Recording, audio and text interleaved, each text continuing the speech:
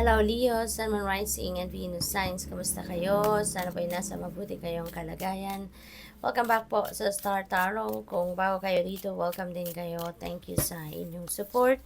I truly appreciate it. God bless you all. Leo, paunang mensahe po ninyo ay wall. Ayan. So, Leo, maaaring meron kayong misunderstanding with someone dito, no? Baka meron lang hindi pinagkakaintindihan dito, may miscommunication, or baka lack of communication ito. So, depende sa inyong sitwasyon. We have tulip, ayan, great passion. Ayan, so siguro sa ngayon, there's going to be expressing your great passion, maaaring with your person, baka sa relationship itself ninyo, or baka passion ninyo ito sa inyong mga ginagawa, no? Sa trabaho ninyo, hobbies ninyo, mga ganon. We have hat. Ayan, you will be playing a different role. Okay, so baka ano to, promotion, no, sa trabaho. That is possible. Baka magkakaroon kayo ng bagong posisyon sa trabaho, no? So, good luck to that. Probably then, baka meron kayong, baka na-elect kayo sa isang organisasyon. At baka dati, presidente kayo, na secretary kayo, tapos ngayon, baka iba na. Baka kung ano na yung inyong role sa organisasyon. We have haystack. Ayan, karma, you will reap what you have sown. Ayan, so panahon na ngayon para sa karma, no?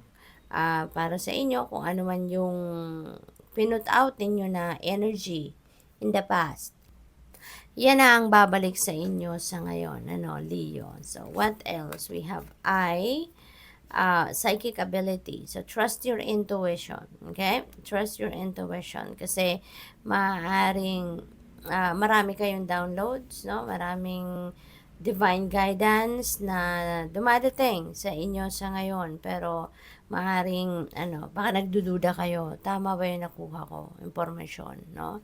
So, yan. Trust your intuition, okay? Dahil yan ang makakatulong sa inyo sa inyong mga pagdedesisyon.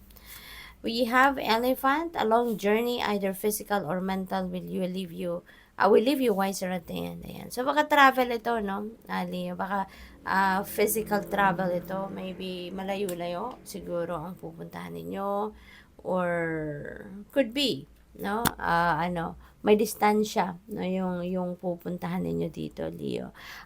Possible din na yung pupuntahan ninyo rito or yung long journey na to is related to mental, no? Baka malayong iniisip dahil may misunderstanding, so siguro nag-overthink kayo sa ngayon, ano, sa kung ano man yung mga hindi ninyo pagkakaintindihan with the person, yung ganun. What else? We have rooster, an arrogant, boastful person you should not cross. Okay? So, baka ano ito? Merong arrogante, merong yayabanging tao na masasalubong ninyo. No? So, baka kilala nyo na itong dati, katrabaho, maring ganon, kapamilya. So, as much as possible, iwasan na lang. No? Kung Pasko kasi, diba, pangit naman kung alam mo yun, magkakaroon kayo ng hindi magandang encounter, yung ganon. So, siguro ito rin yung baka may misunderstanding doon, baka ito si Rooster Energy, no? Magkakaroon kayo ng misunderstanding with. So, woman, baka isa itong babae, di ba? Or baka yung posible kasi na iisang tao lang ito, possible din na hindi. So, baka isang babae, no? You're going to be dealing with a woman at this time, no? So, this could be anyone. Baka nanay ninyo yan, kapatid, asawa, katrabaho, baka boss ninyo yan, kaibigan. So, that could be anyone. Depende sa inyong sitwasyon. You have the energy of the bat. Take care. Okay, mag-iingat kayo. Enemies are working against you. Ayan. So, baka enemy ninyo ito si Rooster. No? Or baka yung may misunderstanding kayo, ito yung enemy ninyo. So, depende sa inyong sitwasyon, iingat kayo. Mag-iingat kayo sa mga kinikwento ninyo, sinishare ninyo mga impormasyon sa kung kanino man. Baka yun na magpapalala, no, na misunderstanding na ito. Ninyo, Leo. Okay? So, mag-iingat kayo. Pagdasal ninyo mga yan. No? Pagdasal din ninyo yung sarili nyo in safety and protection. What else? We have tortoise, slowly but surely getting ahead. Right? So, baka approach ninyo ngayon kalmado at saka dahan-dahan lang, no? Dahan-dahan ang galawan, maaaring sigurista kayo sa ngayon. Nag-iisip, pinagdidiskartehan muna before you take action, nag-iisip kayo muna, pinagpaplanuhan ninyo at inaayos nyo muna, in-organize something like that. So, which is good. We have desk, pay attention to your work. Okay, pay attention to your work. Huwag kayong ma-distract. Baka liyo, baka distracted kayo. Baka dahil may okasyon, 'di ba, Pasko, kaya siguro nadidistract kayo, so possible na ganon. Baka maraming other things ang pinagkakabalahan ninyo or ginagawa ninyo. Kaya siguro meron kayong distraction na nagaganap dito, no, Leo? What else? We have handshake. A meeting with a stranger could be important. Ayan. So, siguro, meron ditong mga, ano, baka meron kayong mga bagong makikilala sa ngayon, ano? At baka yung stranger na yan, ito si woman, no? So, possible na ganun si woman ito. And baka yung taong ito makakatulong sa inyo somehow, no, sa kung ano man ang kailangan ninyo.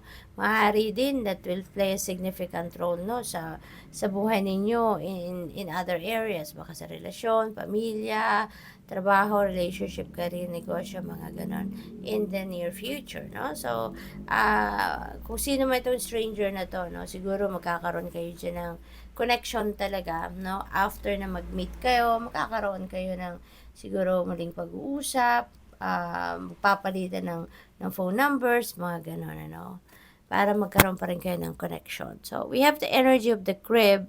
There is a birth or conception of a child, no? So, siguro ang iba sa inyo mga anak, buntis, or kung hindi man baka yung person ninyo, or kung hindi man baka kung sino, no, na malapit sa puso ninyo.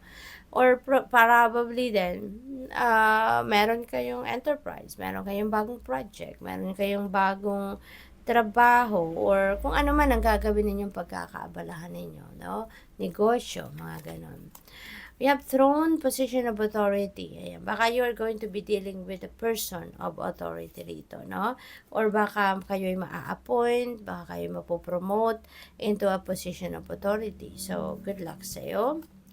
Dolphin, financial gain. Ayan, usually coming from something you did in the past. Okay?